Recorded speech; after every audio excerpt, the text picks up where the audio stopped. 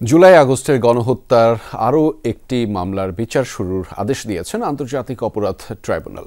চানখারপুলে ৬ জনকে হত্যা মামলায় সাবেক ডিএমপি কমিশনার হাবিবুর রহমান হাবিব সহ ৮ জনের বিরুদ্ধে অভিযোগ গঠন করে এই আদেশ দেন ট্রাইব্যুনাল।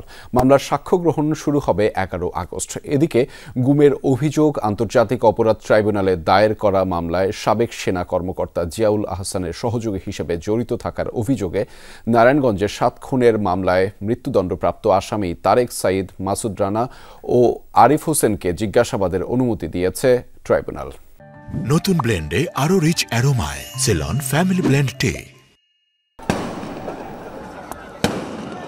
কেউ নির্দেশ দিয়েছেন, কেউ নির্দেশ অনুযায়ী শুয়ে বসে ছাত্র জনতাকে টার্গেট করে করেছেন গুলি।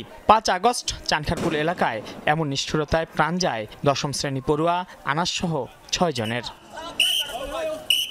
সোমবার ওই ৬ জনকে হত্যার দায়ে ঢাকার সাবেক পুলিশ কমিশনার হাবিবুর রহমান হাবিব সহ মোট ৮ জনের বিচার শুরুর আদেশ দিয়েছেন আন্তর্জাতিক অপরাধ ট্রাইব্যুনাল। এর মধ্যে কমিশনার সহ ৪ জন পলাতক আছেন।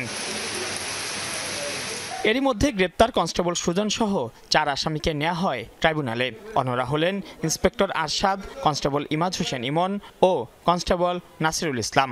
তাদের বিরুদ্ধে অভিযোগ পড়ে শোনান ট্রাইব্যুনালের সদস্য বিচারপতি মোহাম্মদ শফিউল আলম মাহমুদ। অভিযোগের আইডেন্টিফিকেশনে নিজেদের নির্দোষ দাবি করেন আসামিরা। ট্রাইব্যুনাল অভিযোগ গঠন করে ১১ আগস্ট সাক্ষ্য গ্রহণের দিন ধার্য করেন। আসামি হাবিবুর রহমান, সুদীপ কুমার চক্রবর্তী, শাহ আলম মোহাম্মদ আখতারুল ইসলাম এবং ইমরুল, এই ৪ জন অফিসারের সরাসরি নির্দেশ তত্ত্বাবধানে আরশাদ হোসেন একজন ইন্সপেক্টর হিসাবে বাকি আসামিদেরকে সরাসরি প্রত্যক্ষ তত্ত্বাবধানের মাধ্যমে চাইনিজ রাইফেল, শটগান এবং অন্যান্য আগ্নেয়াস্ত্র ব্যবহার করে নিরস্ত্র বিক্ষোভকারীদের গুলি করে হত্যা করে। আসামি পক্ষের আইনজীবীরা বলছেন আইনি লড়াই চালিয়ে যাবেন তারা।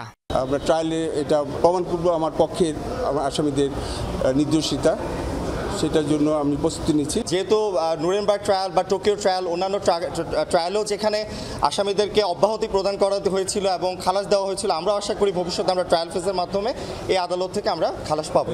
সোমবার মোট ৫টি মামলার শুনানি হয়। হাজির করা হয় সাভারের আসাবুল ইয়ামিন হত্যা মামলার ৩ আসামি ও রামপুরায় কার্নিশে ঝুলে থাকা আমির হোসেনকে গুলির মামলার আসামি এসআই চঞ্চল চন্দ্র সরকার সহ ২ জনকে।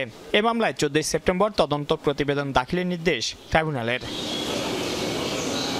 এদিন নারায়ণগঞ্জের ৭ খুনের দায়ে মৃত্যুদণ্ডপ্রাপ্ত সাবেক র্যাব কর্মকর্তা তারেক সাঈদ, মাসুদ রানা, আরিফ হোসেনকে কারাগারে জিজ্ঞাসাবাদের অনুমতি দিয়েছেন ট্রাইব্যুনাল। প্রসিকিউশন জানায়, গুমের অভিযোগে আন্তর্জাতিক অপরাধ ট্রাইব্যুনালের এ মামলায় অন্যতম আসামি সাবেক সেনা কর্মকর্তা জিয়াউল আহসানের সহযোগী ছিলেন তারা জিয়াউল হাসানের ব্যাপারে অনেক কথা ওই মামলাতে বলেছেন এবং তারা যেহেতু র্যাপিড অ্যাকশন ব্যাটালিয়নের সেই সময়ের দায়িত্বরত অফিসার ছিলেন, জিয়াউল হাসান সাহেব তখন এডিজি অফিস হিসাবে দায়িত্ব পালন করতেন র্যাবের। জিয়াউল হাসানের বিভিন্ন গুম করার নির্দেশ দেয়া বা বিভিন্ন অপরাধের ব্যাপারে তাদের জানাশোনা আছে। এছাড়া ২০১৬ সালে কল্যাণপুরের জাহাজবাড়িতে জঙ্গি নাটক সাজিয়ে ৯ তরুণকে হত্যা মামলায় সাবেক আইজিপি শহীদুল হক, সাবেক ডিএমপি কমিশনার আসাদুজ্জামান মিয়া সহ ৩ জনের বিরুদ্ধে তদন্ত প্রতিবেদন ১৪ সেপ্টেম্বর জমা দেওয়ার নির্দেশ দেন ট্রাইব্যুনাল। মাইনুল মারুফ, যমুনা নিউজ, ঢাকা।